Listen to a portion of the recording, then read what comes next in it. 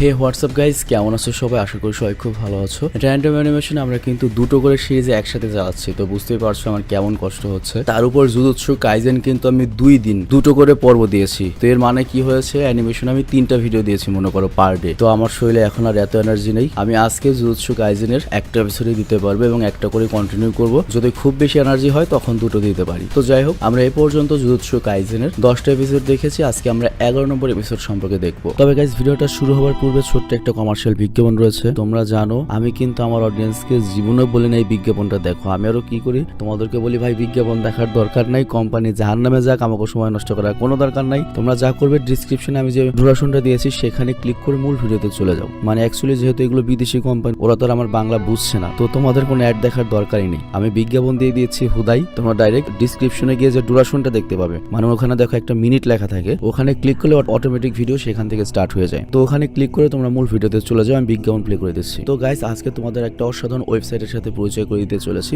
যেটা একটা online gaming platform. আর সেখানে শত শত অনলাইন গেম রয়েছে এবং এই সব গেম খেলে তুমি কিন্তু অনলাইনে পয়েন্ট এবং আর্নিংও করতে পারবে। আর এখানে রয়েছে লাক রয়্যাল শো, আরো অনেক মজার মজার লাকি গেম। আর দুনিয়ার প্রায় 90টা দেশে এই ওয়েবসাইটে গেম খেলা হয়ে থাকে। তো ডিসক্রিপশন এবং পিন কমেন্টে আমি লিংক দিয়ে দিয়েছি, তোমরা চাইলে সেখানে গিয়ে রেজিস্ট্রেশন করতে পারো। তবে এখানে একটা বিষয় উল্লেখ্য, এই বিজ্ঞাপনটি শুধুমাত্র আমাদের যে ইন্ডিয়ান অডিয়েন্স রয়েছে তাদের জন্য, কারণ এই ওয়েবসাইটে বাংলাদেশ থেকে অ্যাকাউন্ট খোলার কোনো অপশনই তুমি পাবে না। তো এবার চলো আমরা মূল ভিডিওতে চলে যাই। তো 11 নম্বর এপিসোড যখন শুরু হয়, তোমাদের নিশ্চয়ই মনে আছে লাস্ট এপিসোডে আমরা দেখেছিলাম যে ডেভিল মাহিটো আর জুজুৎসুর নানামির ফাইট শুরু হয়েছিল। তো তোমাদের নিশ্চয়ই মনে রয়েছে যে নানামি বলেছিল যে আমি 6টা পর্যন্ত ফাইট করতে পারবো, আমি এর বেশি ফাইট করব না, মানে আমার ওভারটাইম করার কোনো শখ নেই। কিন্তু 6টা যখন পার হয়ে যায়, যখন ওভারটাইম শুরু হয়, তখনই দেখা যায় যে নানামির কার্স এনার্জি আরো বেড়ে যেতে থাকে। তো মাহিটো তখন বুঝতে পারে যে নানামির কার্স এনার্জি বাড়ার কারণটা হচ্ছে নানামি যেহেতু বলেছে সে টাইম ওয়েস্ট করবে না, সেটার কসম খেয়েছিল। এই কারণে 6টা পর্যন্ত সে তার এনার্জি লিমিটেড করে রেখেছিল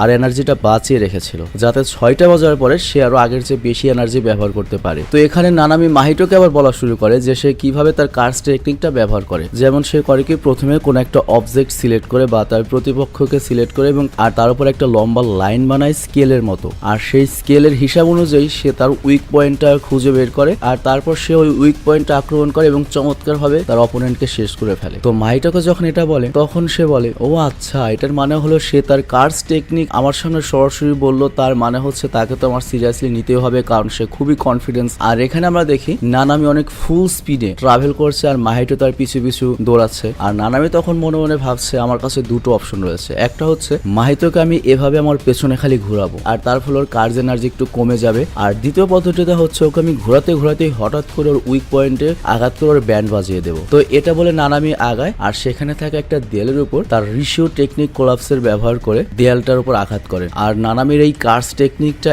এত বেশি ভয়ানক ছিল যে দেয়ালটা টুকরো টুকরো হয়ে যায়। আর নানামির শরীর থেকে বের হওয়া কার্স এনার্জির সাহায্যে মাহিতো বুঝতে পারে যে নানামির এই আক্রমণ থেকে আমি বেঁচে গেলাম, কিন্তু নানামি অনেক বেশি শক্তিশালী। কিন্তু এটা যখন ভাবছিল, তখনই নানামি করে কি তার প্ল্যান অনুযায়ী মাহিটোর একটা পা কেটে ফেলে। আর এই কারণে মাহিটো নিচে পড়ে যায়। আর তারপর নানামি বলে ঠিক আছে, আমি এখন চলে যাচ্ছি, কিন্তু তুমি যদি জীবিত থাকো তোমার সাথে আবার পরের বার দেখা হবে। আর একটা কথা, তুমি অনেক বেশি দুর্বল। আর এই কথা বলার পরপরই আমরা দেখি সেই দেয়ালগুলো ভেঙে মাহিটোর উপর এসে পড়ে এবং এর কারণে মাহিটো পিষে যায়। আর আমরাও বুঝতে পারি যে নানামি কত বেশি শক্তিশালী। আর অন্যদিকে আমাদেরকে ইউজির দৃশ্য দেখানো হয় আর আমরা দেখি ইউজি আর ইউসিন তারা নদীর পাড়ে একটা শির উপর দুজনে বসেছিল। আর ইউজি তখন লাগাতার ম্যানেজারকে কল করছিল, বাট ম্যানেজার ফোন তুলছিল না। আর এর কারণটা হচ্ছে কি, ওরা তো দুটো কার্স এনার্জি এনেছিল। তো একটা যে ম্যানেজার ভুল করে গত পর্বে ছেড়ে দিয়েছিল সেটা তো এখনো ধরতে পারেনি, তো এর জন্য সে ধরতে গিয়েছে। আর এই কারণে ইউজি কল করছে যে সময়কে নিয়ে যাও, কিন্তু ওর কোনো খবর নেই। আর এদিকে ইউসিনও ইউজির ড্রেস দেখে ভাবছে এটা আবার কেমন ড্রেস। আর তারপর যখন সেই ড্রেসের বাটনটা দেখে সে বুঝতে পারে যে ওটার মধ্যে সোয়ার্ডলি ডিজাইন রয়েছে। আর তখন তার মনে পড়ে যে মাহিটো তাকে এই বাটনের ব্যাপারে অলরেডি বলেছিল এবং বলেছিল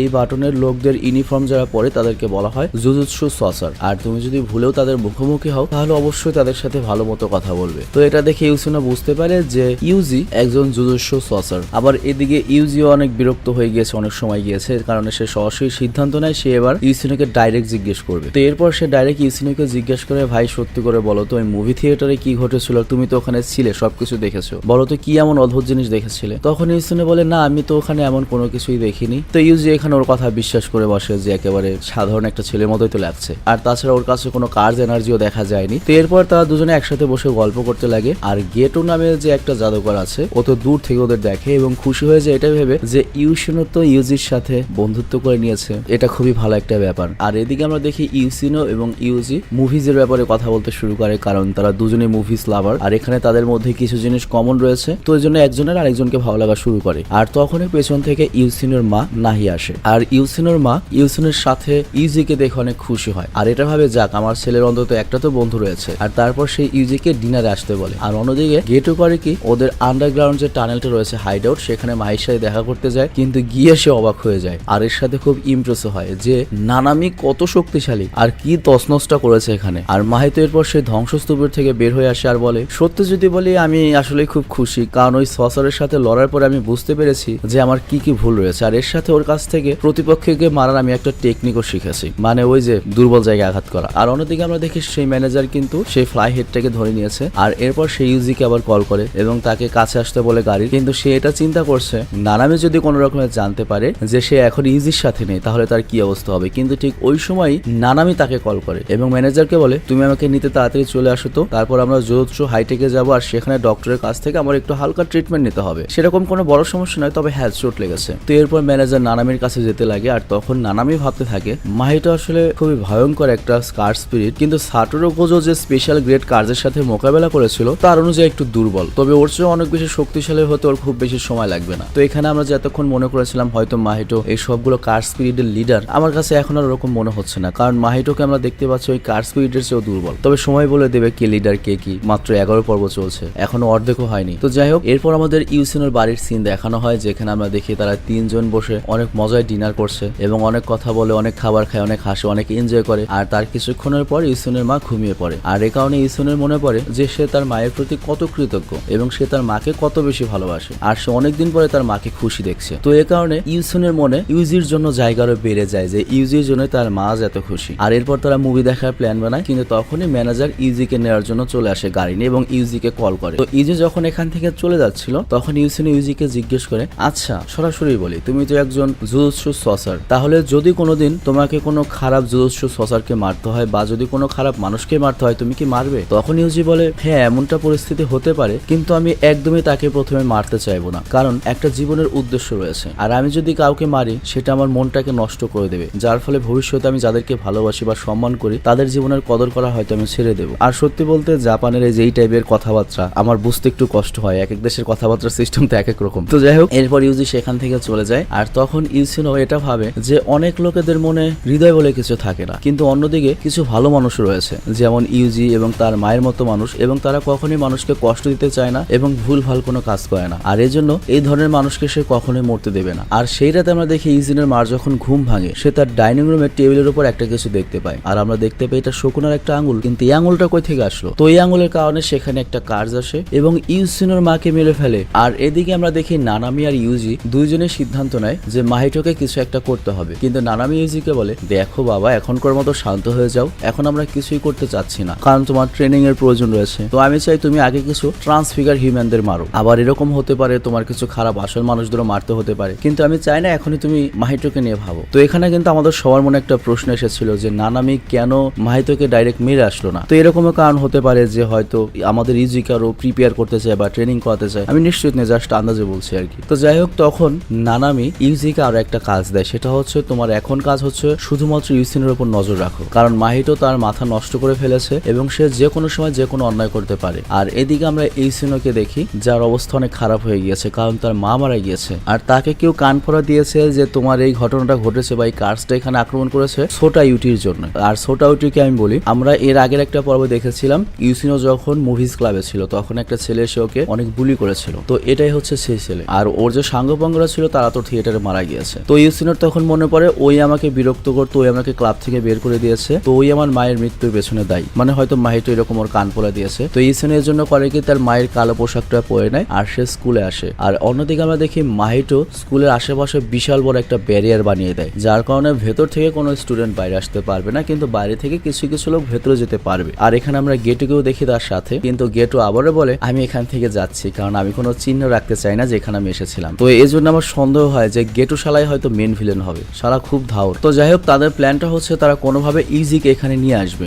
আর ইউজিকে এমন একটা পরিস্থিতিতে ফালাবে যাতে ইউজি শকুনার শক্তিটা ব্যবহার করে শকুনাকে তার বডির পার্টির কন্ট্রোল দেয়। আর তারপর তারা শকুনার সামনে যাবে এবং এরপর তারা শকুনার সাথে একটা ডিল করবে এই আঙুলের ব্যাপারে। আর যেহেতু ইউজির কাছে শকুনার আঙুল রয়েছে, আর এই কারণে তারা একটা আঙুল দিয়ে ইউসিনের মাকে এজন্যই মেরেছে যাতে জোজুৎসুর শত্রু হয়ে যায়। তো যাই হোক, এরপর আমরা দেখি অটোডেরিয়ামে যতগুলো স্টুডেন্ট ছিল তারা সবাই বেহুশ হয়ে রয়েছে। আর তখন ইউসিনও সেই রুমে আসে, আর ওই রুমে শুধুমাত্র তখন সোটা আর সেই টিচার ছোট মোরা হুশে ছিল, আর বাকি সবাই বেহুশ পড়েছিল। আর এদিকে ইউসিনও সোটার কাছে আসে আর তাকে জিজ্ঞেস করে, তুই সবসময় আমাকে বিরক্ত করতি, আর তুই এই আঙুলটা আমার মায়ের ঘরে রেখেছিলি তাই না, কিন্তু এটা তুই কেন করেছিলি? কিন্তু সোটা তো আর যাই করুক এগুলো সম্পর্কে তো আর যায় না, কার্স মার্স সম্পর্কে তোর কোনো আইডিয়া নেই। ও বলে এই ব্যাপারে আমি কিছুই জানি না, আর তুমি কি বলতে চাচ্ছ ক্লিয়ারলি বলো। আর তখনই আমরা দেখি ইউসিনো রেগে তার কার্স এনার্জি ব্যবহার করে সোটার স্কিনে এক ধরনের অ্যালার্জি টাইপ কিছু করে দেয়। মানে ওই কার্স এনার্জি রিয়াকশন দেখতে পাই আমরা সোটার শরীরে, আর তারপর তাকে অনেক মারে। আর এরপর তাকে বাতাসে ঝুলিয়ে যখন পুরোপুরি ইউসিনো তাকে মেরে ফেলবে তখনই সেখানে ইউজি চলে আসে আর তাকে চিৎকার করে বলে, এটা তুমি কি করছো ইউসিনো, থামো, তুমি এটা করতে পারো না। আর তখন ইউসিনো বলে,